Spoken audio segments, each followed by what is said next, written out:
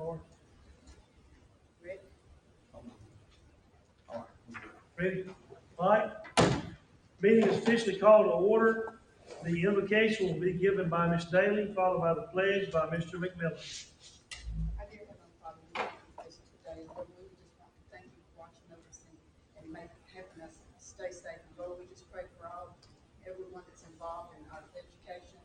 And Lord, we just ask you to be with them and watch over, take care of them. Lord, we just ask you to help us be able to make the right decisions for all the students and do can. Please thank you, in my name.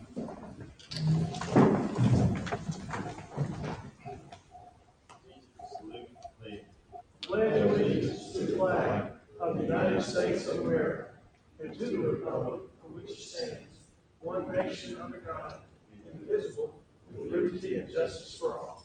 Thank you. Roll call. Everybody's here.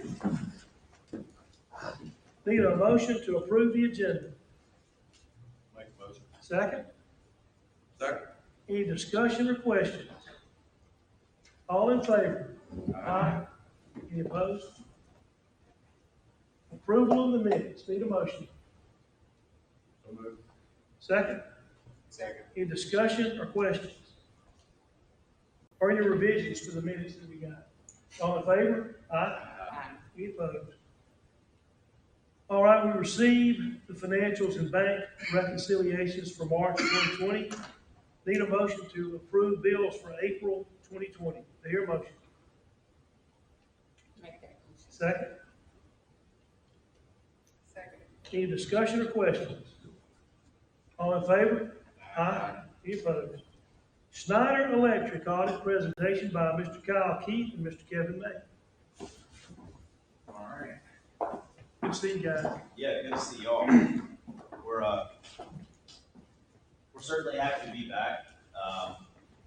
As you guys have probably been aware, the team's been hard at work the last few months, taking a look at West Block High School. Really, before we get started, Kevin and I are here tonight to walk you through everything, but we probably had no less than 6 or 8 team members that have helped assist us along the way. As you guys know, there's been a few things that I know the district has wanted to tackle out of West Block High School to improve the safety, some of the infrastructure that's in place, and that's really been our focus for the last few months. We feel good about our plan, kind of bringing it to you tonight. The team spent a lot of time with your staff on site, both in the maintenance department and the administration there, to understand what some of those issues were. And the team put the pencil on paper and it's brought you back what we're going to walk through here over the next few minutes. But certainly thank you guys for having us back. Just moving right along into it, we'll walk you through what the team saw on site and what our solution's going to be. And if you guys can't see it, you have the printed version there in front of you. But really for this project, the way we focused on it was there was 3 priorities that have been kind of repeated to us since we started working with the school system last year and moving along with this pilot project here. But that was fix the lighting systems that are in the building. There's some malfunctioning systems that just over time just weren't working quite right, that were a little odd. The second was improving the electrical issues, so with some circuit modifications and replacements that we'll be going through. But a big part of that is also just improving overall student safety and reliability for the students and staff there. And the third, while we were looking at the building, was just looking at the general infrastructure. One thing I'll say about that school in particular is a lot of the HVAC mechanical systems that are in place are 20, 25 plus years old, but I think that's a testament to y'all staff here being able to do the most that they can with the resources that they have in place. They have a limited amount of time, limited amount of funding to go and do that. So they've done a really good job maximizing the life of those units and systems that are there. So we've got a solution together for that. And then the last part is just improving the overall efficiency and how the maintenance staff goes about operating the building to make it last as long as possible. So the first that you can see on your printouts there and up on the screen is addressing the malfunctioning lighting control system in place. For those of you that have been at school, there are areas where there are push pads in the building to attempt to turn the lights on or off that just don't quite work right. Some of the rooms you go in and the lights don't come on, some you go in and you can't turn them off, and it just never worked quite right when it was installed years ago. But I'm going to let Kevin kind of walk you through some of these deeper issues and what our solution is for that. Yeah, so currently the lighting control system, like I was saying, doesn't function well. They can't schedule certain areas. So really, we're just gonna go in there and decommission the existing system and put in a regular light switch with occupancy sensor where they can go in and turn lights off and on like you ought to be able to. In addition to that, we'll upgrade all the light fixtures to LED technology. So your maintenance staff will have a decreased burden on having to go swap out ballasts and tubes and spend a lot more time working on other things. So obviously drive savings both from a utility standpoint and from an operations standpoint. I think the other part of that is with all the systems that we partner with across the state, roughly a third of them in Alabama we partnered with. A big part of it is putting together a solution that's going to be reliable, that we're standing behind. So as we move forward with this, we'll be taking it through the building commission to make sure that it's both designed properly and installed properly on the back end.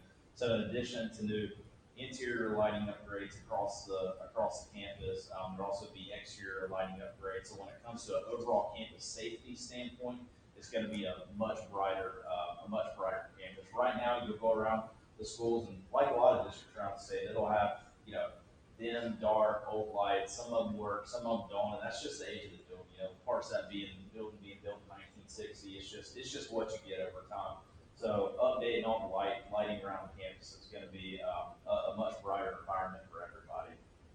Any questions on the lights? Comments from any other staff that have been involved in this process? And these are the sensor lights, the energy efficient, I know. Yeah. So this is going to decommission, get rid of that lighting system that's in place that's malfunctioning. It's going to upgrade all the lights. It's going to have occupancy sensors, and you're also going to have switches in the spaces. So when teachers go into their classroom, instead of worrying about pushing buttons, they're going to flip a switch and it's going to come on. Good deal. Yep.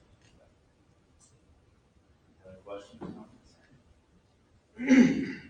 So the second part that the team spent a lot of time diving through is just the overall electrical infrastructure.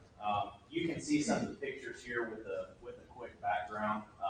A lot of the electrical equipment that was in place is 50 plus years old, and it operates like that. You can see in some of the pictures with some of the odd switch banks that were installed, that they're just a real safety concern. You can see some of the dark areas there where some of them kind of malfunction. You can see the old panels, and then how some of the appliances are plugged in there in the home ec room with multiple appliances on one. And no fault of school system is one of those things that just happens over time, but this is going to drastically upgrade and create a safer building for everybody that's in there. So Kevin, you want to kind of walk through what that looks like? Yeah, so the first picture is really the original distribution panels that are there from 1965. And as most of you probably know, breakers are typically split. So over time, those things wear out. So safety and reliability is becoming, I would say, more and more at the forefront of that. And talking with officer members of this team, when they go to work on stuff, they don't even know if the circuits are labeled properly or not. So they want to put the breakers. It may not be the right thing.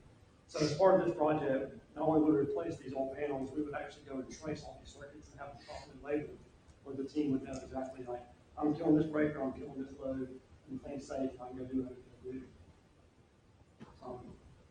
Additionally, we're going to do testing on the grounding system, so we'll have all that figured out, arc flash analysis. Everything will be safe, and you'll never have to worry about reliability for the future going forward. These couple pictures here, this is just laying out where the panels are that we're going to be upgrading, how those are going to, new circuitry and everything is going to be run to the classroom, and how we're going to address it. So you want to kind of walk them through what it's going to look like on the classroom level. Yeah, so all the classrooms that you kind of see have the yellow highlights. Those have the electrical raceways that run along the walls. And basically, it's way too many circuits for what you need in those classrooms now. So what we would do is go back in with just service line conduit with two circuits per wall, so or your outlet. Bring that to Mr. Mims, and he was totally okay with it. That's kind of what he's been doing in a few areas already. And the green bars are computer labs, so obviously they need additional circuits, so we would come back with the proper number for that as well. Some of the plugs with the raceways that are called is, imagine if you go into a classroom and it's a bank of plugs across the wall. It was from 10, 15 years ago when everybody was expecting, hey, we're going to have computer labs in every classroom. That's what the thought process was at the time. But now, students have iPads, you still have the existing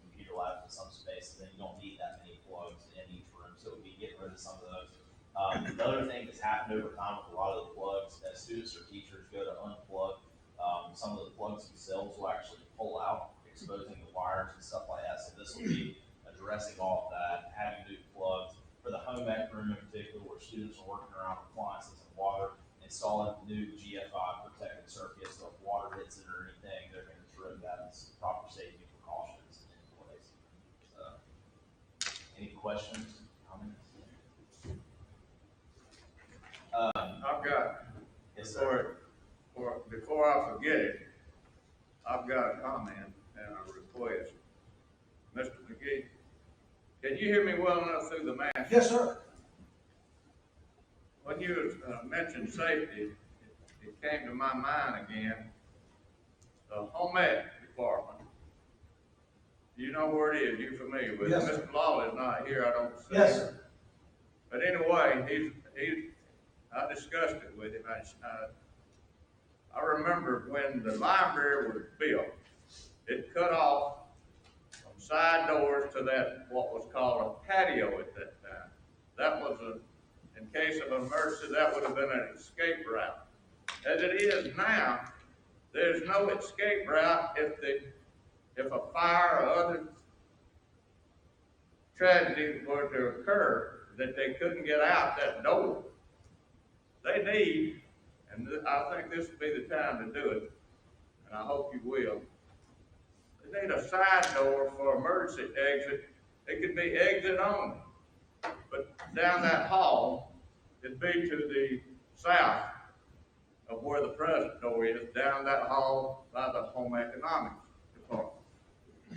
Mr. Moody, actually, Mr. Lawley and Mr. Mims and I discussed that Good. last week or whenever we had this presentation, and already instructed Mr. Mims to look into that. We had looked at it about 2 or 3 months ago because you had talked to Mr. Lawley about it. So about 3 months ago, Mr. Lawley and Mr. Mims and I looked at it, and you know, our plan or recommendation is going to be to where you talk about the hallway down there by that boys' restroom. Right. All that's separating the hallway and what's actually a storage area for the home ec is just the block wall. Just simply be a matter of tearing those block out and putting in a door frame for that area. So you would have the exit that you're talking about, 2 entrances and exits into the home ec lab. We talked about the possibility of possibly the other side of home ec and a door going into the library. But Mr. Lawley pointed out, I think that's actually maybe block in brick between those 2 rooms, because if I'm not mistaken, some of the libraries where that courtyard is. It is. Or That's where the right. library is now is part of that courtyard or patio area. So Mr. Mims agreed that the simplest, easiest, most cost-efficient way would be just to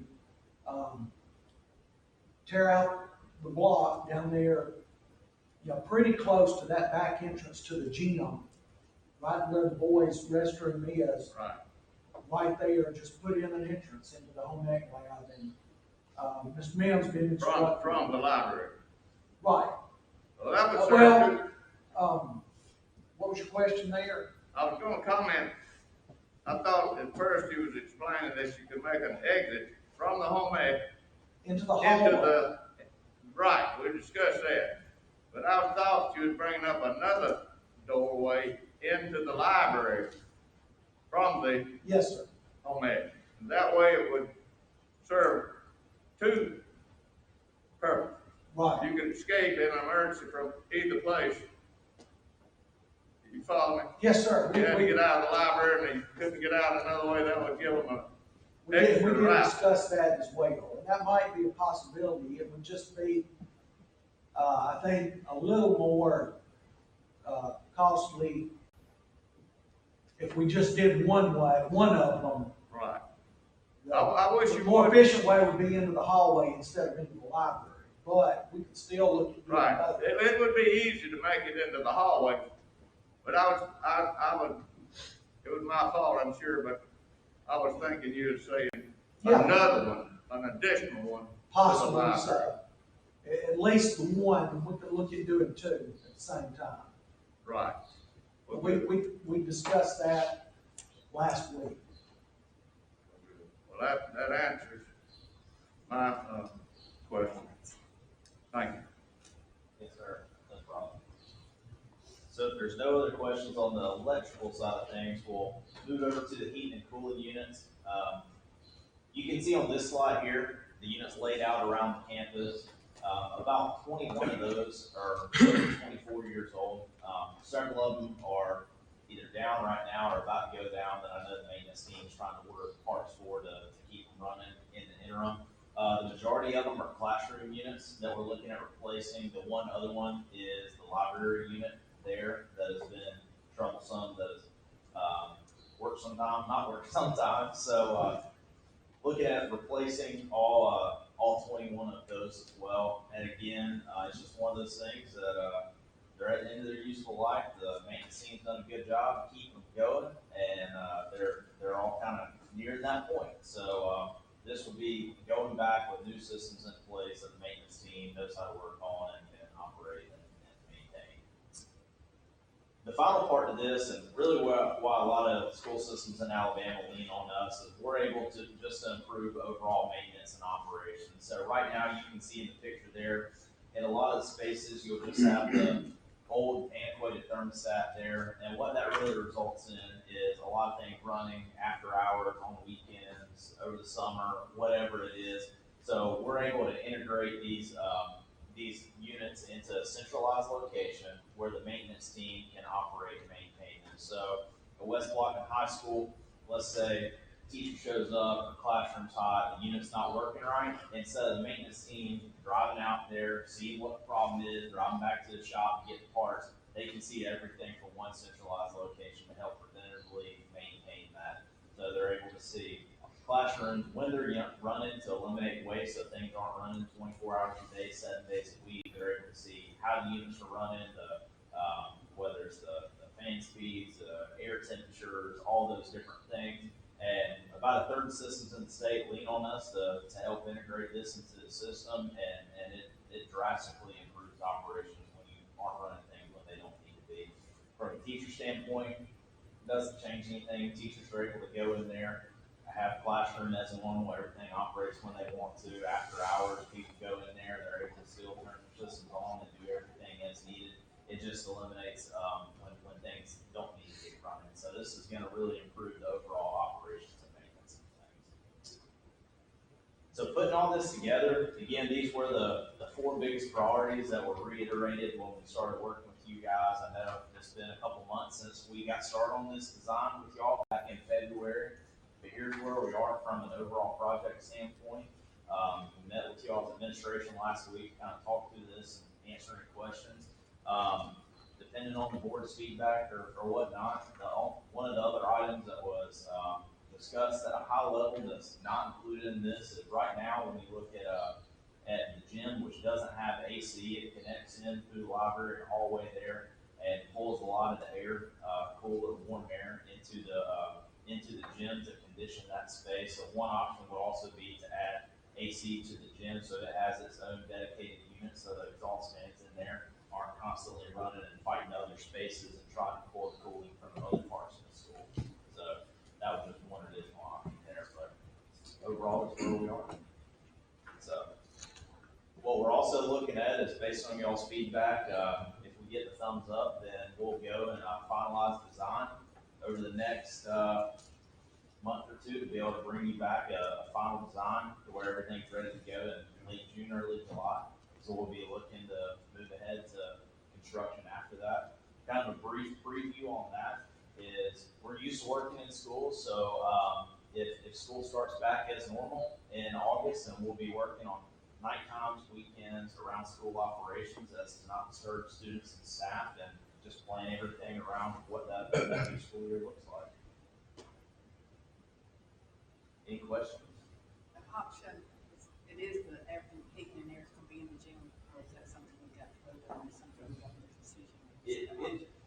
I mean, Mr. McGee can chime in, but we just kind of wanted y'all's general feedback. I don't think it's anything that needs to be technically voted on or anything like that. We just wanted to come tonight and provide you a high-level update, and any question or feedback that you guys brought up as the team goes to finalize it, we just wanted to have that to go put it together. But when we come back with the final design in late June, so it'll be at your June or July board meeting, that's when you guys would officially vote on moving forward with construction.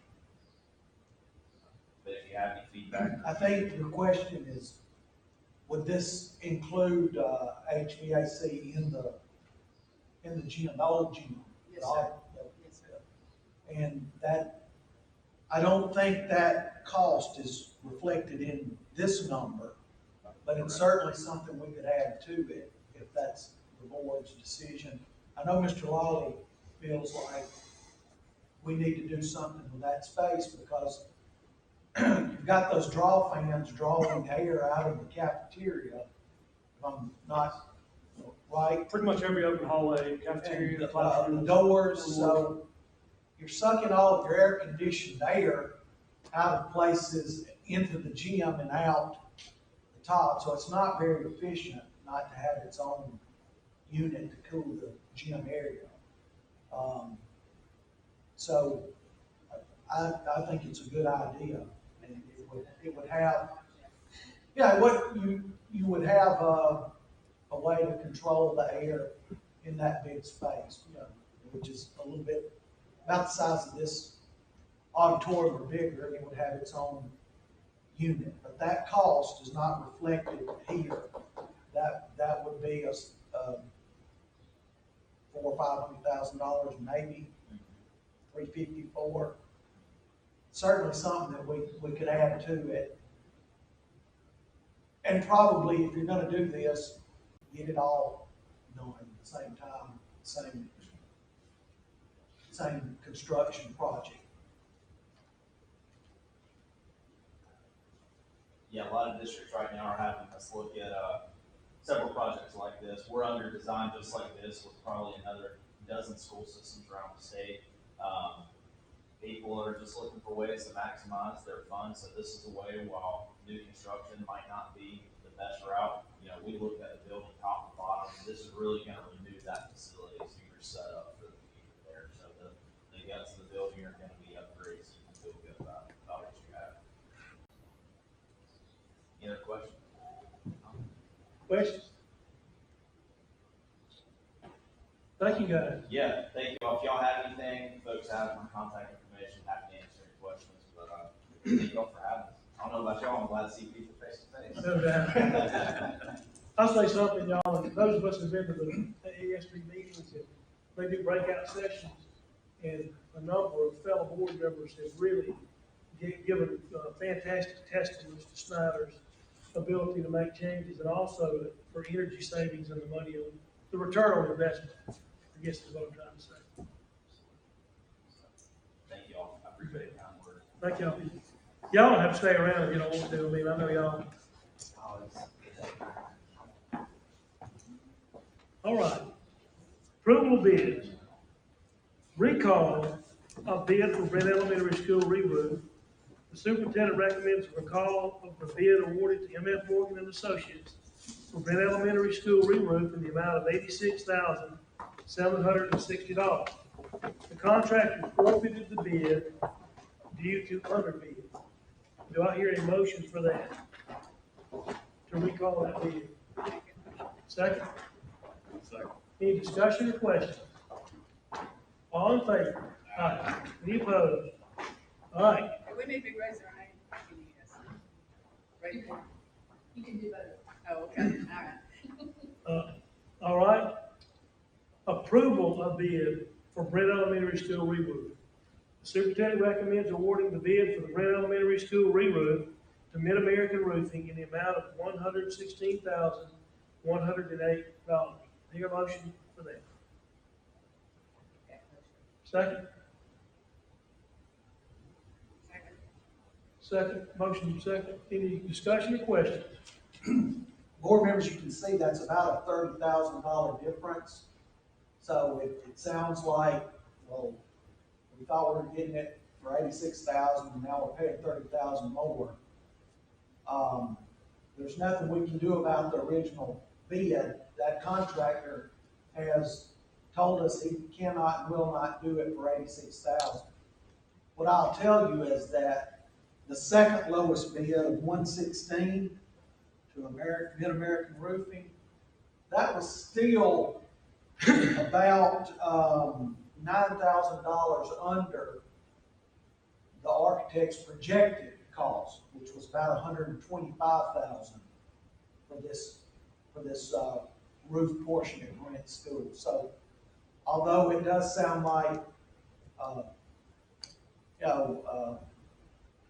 bummer that we may be paying 30,000 more than we thought, it's still underneath the architect's original estimate for what a contractor might bid. And certainly there were several other bids on up in the 200,000. So 116 is not a bad, that's not a bad price or cost to get that work done. As a matter of fact, the 86,000 low bid raised a lot of eyebrows at the time. The contractor at that time said he could do it for that. But for whatever reason, he's since come back and said he can't due to his suppliers, his materials, his costs. So it's still, even though it's 30,000 more than the second lowest bid, it's still a good bid for the work that's going to be done. Where's their home office, Mr. McGee? Do you- That MF Morgan is in Ralph or Foster's. And He is paying for that, by the way. Yeah, I just want y'all to know, we're gonna get the bid bond on that bid, because we went so far as to take it to you, you approved it, he was asked 2 or 3 times, and he finally, after you approved him as the winner of the bid, came back to the architect, said we can't do it, so we're gonna execute that bid bond on him. but what that means is, you know, these contractors, if they fail to fulfill a winning bid, they have to, either they or their bonding company has to forfeit 5% of the total cost. Is that right? Yes. So we're getting around $4,300 from this contractor as, you know, as his cost of forfeiting that winning bid. Does it, I mean, so his eyes were bigger than his stomach, so to speak? I mean, did they just say, oh my God, we can't do that? Well, I mean, from what we heard, is basically, after he went and checked with his supplier, they could no longer honor the price that they gave him, but, you know, that, he was given more than one opportunity to say, no, I can't do this before the board approved it. Gotcha. And he kept saying, yeah, we're good to go, so. Like I said, 116 was the second lowest bid.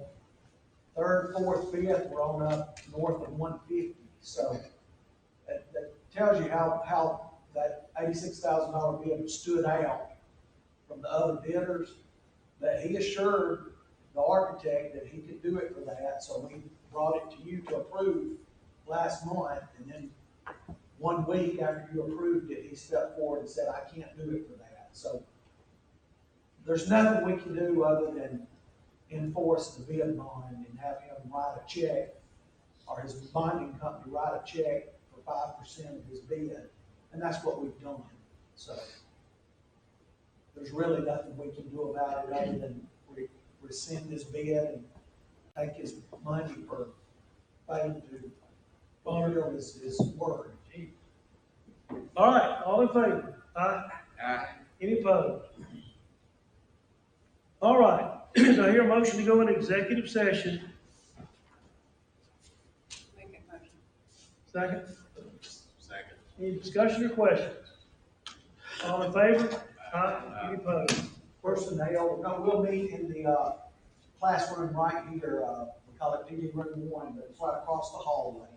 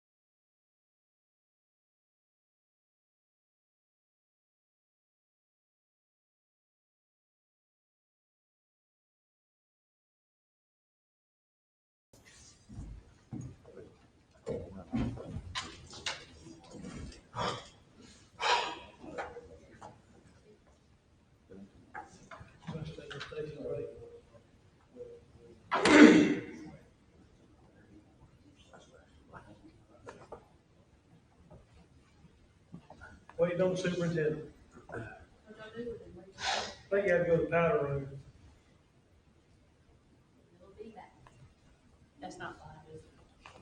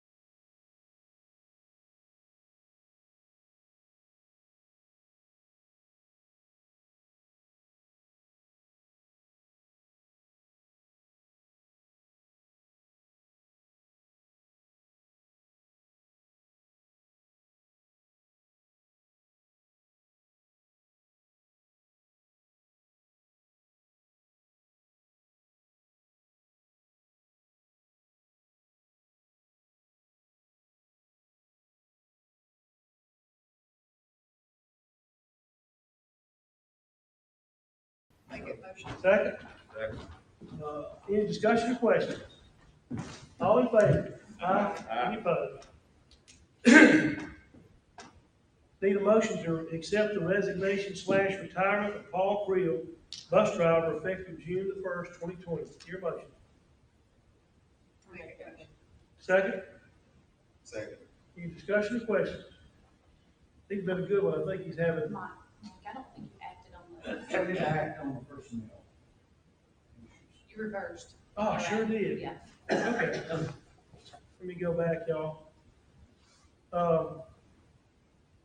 I need a motion on the executive session concerning personnel non-renewals to accept the superintendent's recommendation. Mr. Prince, do you hear a motion?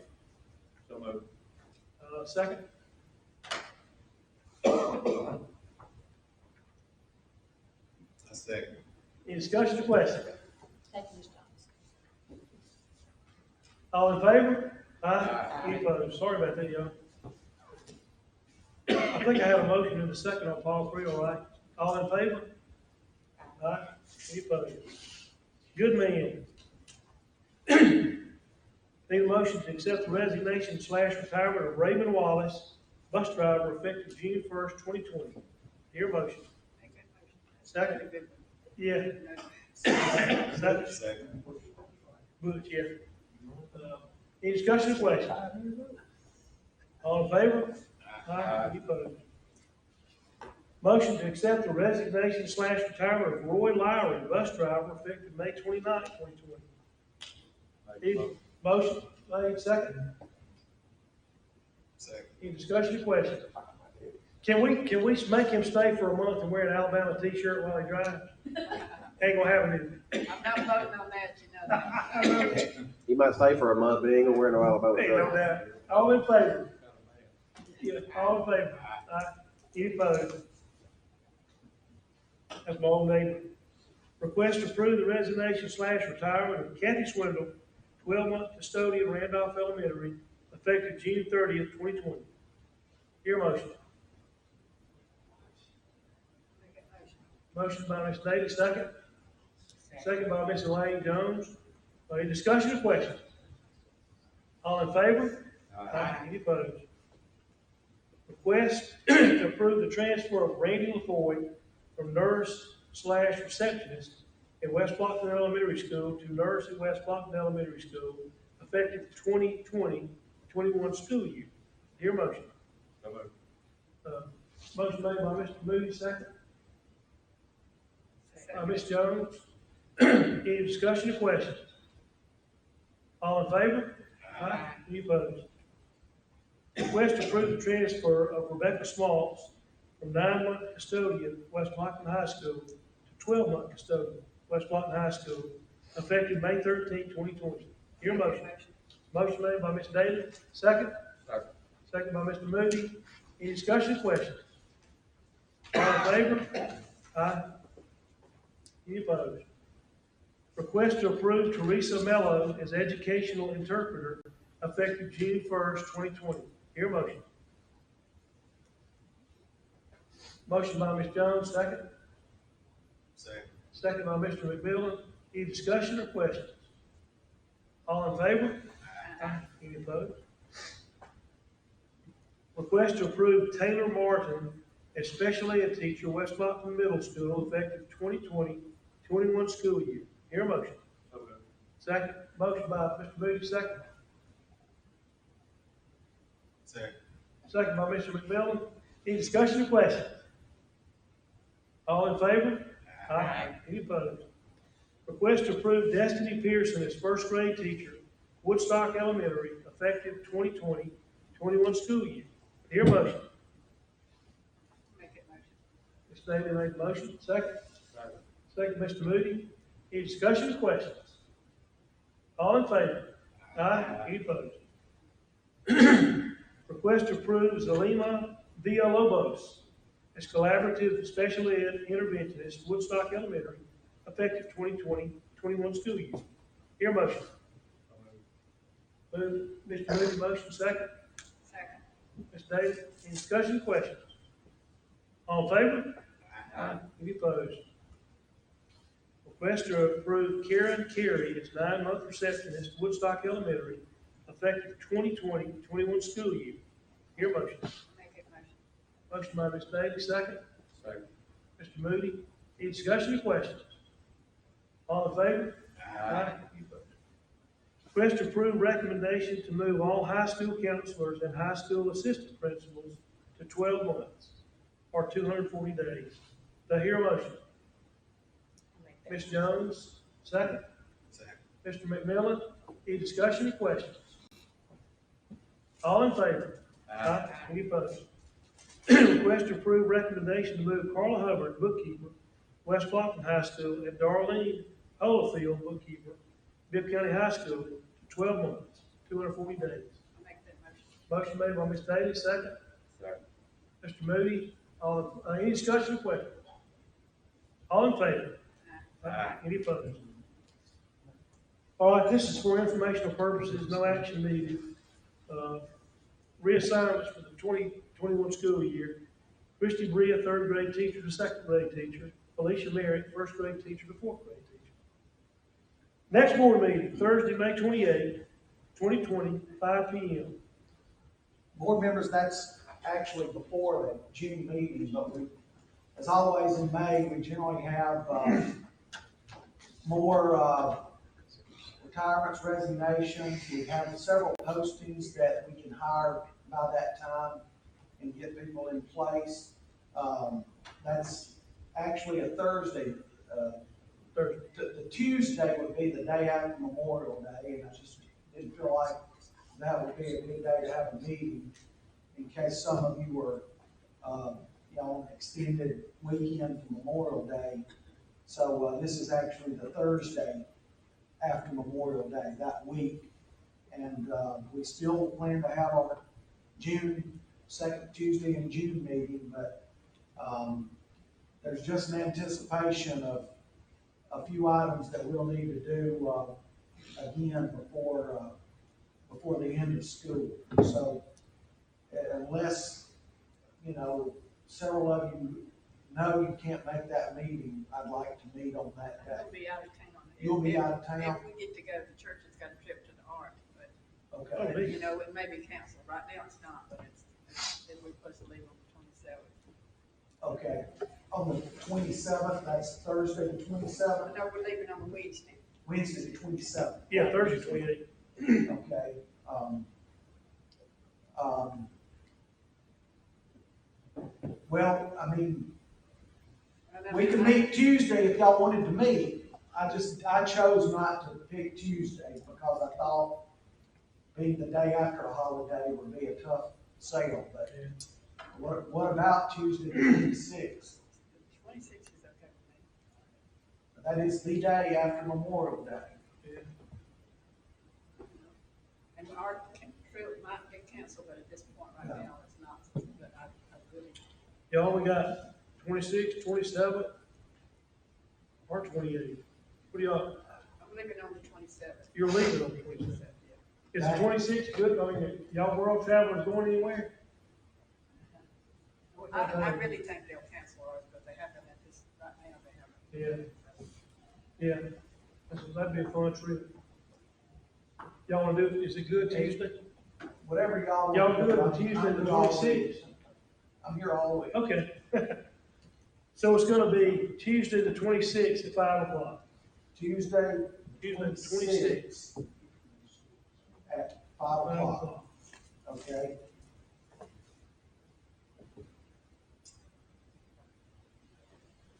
All right.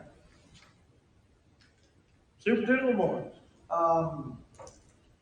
We have found out that we're exempt from increasing the price of meals for 2021. That's always a good news when you tell your board members that lunch prices, breakfast prices will not be increased for next year. So, that's good news. Lunches will remain the same cost.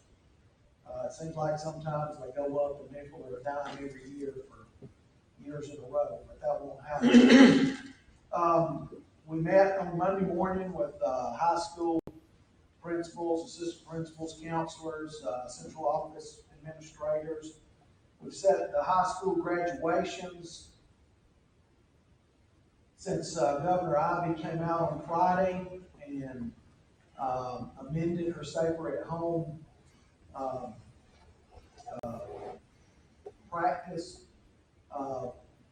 we can have, based on the recommendations of the Department of Public Health, there's no restrictions on the crowd size as long as you can maintain social distancing. And with that, members of a family can sit together as long as they're 6 feet away from the next family. So, with that in mind, we are gonna move forward with graduation at Newton County High School and West Blockton High School. It will be in the stadium, but like when we do it in the gym, students will be given a certain number of tickets for family members. And that's because we're holding the number to 500 guests. The principals have said that they feel like they can have a family group of 4 or 5 or 6, however many they give to the students, and sit up to 500 people in their stadiums and have room between each child's family members. So, just like when we have rain and do it in the gym, there's gonna be families upset that they can't bring 8 or 10 or 12 people to graduation.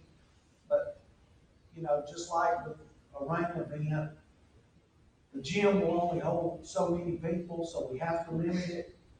The same thing with the stadium. We're gonna have to limit how many people we can allow in the stadium so that we can try to maintain spacing between individual families. What if we change the configuration where you could also sit on the field, just move us back and the students back, just a little bit, Have what on the field? Like seating on the field, we've got I don't know. 65 I don't know how yards. many seats we have, because the students we'll be sitting in a lot of those chairs. Oh, the chairs available, yeah, it'd be, But the we have chairs, to call them churches or something, I mean, I'm just thinking out loud how to accommodate, because there's a lot of space we could use it. You're right, if we had the chairs. So anyway, the graduations have been set, Bibb County High School Thursday, June 4th at 7. West Blackton High School Friday, June 5th at 7 o'clock. And in the event that either one of those days is a rain out, because we can't really plan for the gym as a backup plan, the backup plan will be have another day, and the rain out date is that Saturday, June the 6th. So if, for instance, if Bibb County gets a complete rain out washout on Thursday at 7 o'clock, they will have their makeup day on Saturday at 6 o'clock. So graduation dates have been set, the principals are handling the tickets. One thing that you may hear is, why did one school give students more tickets than the other school? West Blackton High School has approximately 84 graduates. Bibb County High School has approximately 125 graduates. There's about 40 student difference in the size of those two graduating classes, if I'm not mistaken. Is that right? So obviously West Blackton High School will be able to give more tickets to their graduates than Bibb County will, because it's a smaller graduating class. So if you hear eventually that a parent wants to know, well, why did this school get 6 tickets or 5 tickets and my child only got 4 at their school, it's simply a matter of math and the space we have available. Anyway, I know that we'll probably get that question once people compare. Well, my kid goes to Bibb County and got 4 tickets or 5 or 3. And my child goes to West Blackton and they got 5 or 6. It's strictly based on the size of the graduating class and the 500 seat limit that we're imposing on the stadium to ensure spacing. And this is certainly, I think, preferable to any kind of drive-through graduation, walk-by graduation. What we've heard, actually around the country, is that the students, they want to graduate with their fellow students. And if they can all be in the same spot together, even if it's 6 or 8 feet apart, they want to graduate with them. Some schools are doing rolling graduations this week. You saw, I think yesterday, it's a high school in East Alabama is doing 90 students last night, 90 students tonight, 90 students tomorrow night, because they got 450 students. Well, if that's fine if that's the way they want to do it, but if my best friend for the last 12 years, if I'm John Adams and my best friend's Tim Smith, I want to graduate with my buddy I've been to school with the last 10, 12 years, not I'm graduating tonight and you're graduating 3 nights from now. So we feel like having an on-the-field stadium graduation with limited seating for parents and guests is certainly preferable to any kind of drive-by, parade, walk-through, staggered, one-at-a-time graduation. So it's set. We're praying and hoping for good weather on those 2 evenings, and please put it on your calendar. We'll also be doing mentioning the student and senior awards before diplomas are handed out. The principals and their faculty will be recognizing senior scholarship recipients, like we normally do on awards day. So it's going to combine those 2 events into one event. And our seniors deserve it. Certainly, I think they're going to be happy to graduate together. Just like with auditorium graduations, regretful that maybe some grandparents or extended family members might not be able to attend, but, you know, that's what we have in this COVID-19 atmosphere. So that's the way the principals and the administration here planned it for the first week of June. Any of you have any other questions? Do you know now how many tickets for each school they will get? I mean, are you leaving that up to the principal? Leaving that up to the principals, I don't know For my school, it worked out to 4. I know Four? Terry was gonna be somewhere between 5 or 6. if, like, If I understood it correctly, he went with 5. 5, okay, So 5 for West Clark and 4 for Buchanan. right. And again, that's just strictly due to the different sizes of graduating classes from 84 for West Blockton to 125 for Bibb County. So obviously, there's less space for Bibb County's guests to attend. I think this is strictly for the students so that they can graduate, and I think everyone's gonna be happy that we're able to do this. So I'm so glad that we can work out something for them to be able to walk as normal as it can be, you know, with everything that's going on, so. Well, honestly, I think it'll work out fine. before the governor's announcement Friday morning at 11, you know, most school systems, I know a few, Jefferson County had set some events because it was on the night before, but most school systems were looking at hopefully late June or sometime in July. So, I'm really happy that we can go ahead and do it and that, the restrictions for crowd size are only that individual family members have to be, they can sit together, but there's gotta be, you know, the 2 seats or 6 feet between groups of families. So that's what we have to work with. It's very similar or almost exactly the guidelines that the Alabama Department of Public Health gave for church services. Family members can sit together, but it's recommended to have 2 seats between members of the family. So that's sort of how we're doing that. Some family members would want to sit 6 feet apart from their family. Do any board members have any other questions? I thought it was funny. Mr. Moody, you had your hand raised. Did you have a question, Mr. Moody? Do you have a question? I was, but in the interest of time, I'll withdraw it. It's, I'll briefly ask you. Yes, sir. Nobody probably knows for sure, but have you heard from the State Department Superintendent approximate date schools will start the new year? State Superintendent Dr. Mackey had a web conference 12 days ago. I think it was on April the 30th. And he told superintendents 2 or 3 times, he made reference of, you know, you probably want to start in late August. You want to start in late August. Now, he knows most of our calendars have already been set. And then after 2 or 3 times, he told us, you know, probably August 20th or later is when you probably need to start. The very next day, he had an interview that's been shared online with Sally Smith. And he said the same thing, that he would recommend or urge schools to start in late August. A lot of us superintendents felt like, well, maybe the legislature was fixing to come out and go ahead and mandate a late start.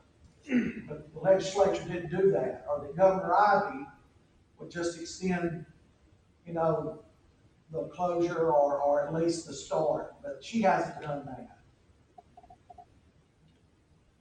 Right now, our calendar is still set as you have approved it with an August 6th start for students, but we're working on an amended calendar that would start school on or right after August the 20th that we may ask you to amend and go to. There's still some thought that if the state superintendent's urging that we do this, then we need to go ahead and do it. So right now, it's still August the 6th, but I would not be surprised in the next 2 to 4 weeks if we don't get some directive of You don't have to do it, but we strongly encourage you to do it. And if that's the case, How would that mess up? I know we'd have to reconfigure. it would reconfigure our calendar a little bit. It basically, would put us coming to school in 3 to 5 days after Memorial Day. Which is I not, wouldn't be opposed to that, really. it's not that big of an issue. A lot of parents How about y'all? really prefer to get out before Memorial Day. But, Yeah. I'd just be happy to see us start, start later. start later. Yeah. Don't hear me complain, as long as we can start. Well, I know that's everybody's wishing that. Dr. Partridge is working on and has a couple of drafts of some alternate calendars that start on or after August 20th. And essentially the biggest changes I saw, were, 3 days for Thanksgiving instead of 5, and, going, anywhere from 3 to 5 days after Memorial Day. I got one That other, would be. Not a huge change. one or two others, quick questions. I see Mr. Austin's here. He can probably answer. I've wondered, Mr. Austin, Sir, what about cheerleaders, their uniforms, their camps? the- That been, the- I know at Bibb County High School, we had the cheerleaders had already, and majorettes, for some reason were early this year and had already ordered ours. I don't think that was the same for West Blockton, and then those companies have shut down and are not measuring and taking, you know what I mean, right now. Camps have been, pushed into July from early June, and I still, there's still no guarantee that that's actually gonna happen. But, yes, sir, we got ours measured and, we're on the hook for them. That sounds good. I wondered about that. I knew that could be a problem. I know that the Alabama High School Athletic Association put out a memo Friday. They're supposed to meet this week with their committees, and they're supposed to give guidelines for high schools for summer conditioning and camps.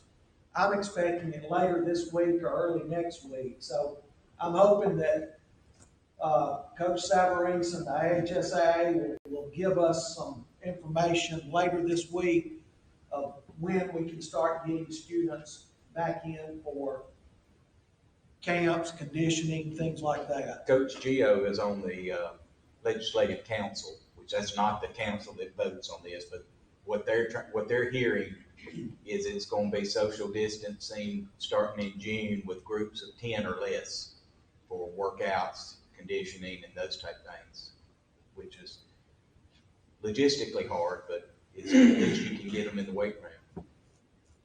Which would mean a cheerleader squad is, more than 10 would have to have potentially a morning session for half of it, and an afternoon session. That's what I was thinking of, like weight room stuff, workouts. Can we not do that now? I mean, Not right now. can. Not right now, we can't. Right now, it's absolutely zero instruction on campus until at least June the 5th. And there's no, I got it. Is that in, You'd have to have is supervision. that indoor and outdoor, Mr. McGee? Right now it is, Yes. It is? yes, sir. Both? And can't funnel them to a private gym either. Well, But I'm hoping we'll get some information on that this week or early next week, so we can let our cheer squads move forward with their planning for summer camp I and know things like that. it's a big problem. I mean, we It is. didn't even mention band and football Right. and Commissioner, volleyball and whatever. I have a correction for West Blockton High School. Mr. Lawley said that they will. Thank you, Mr. Six. Austin. 6 tickets Six. for West Blockton. 6 per student. Yeah. All right, Mike, that's it. everybody good?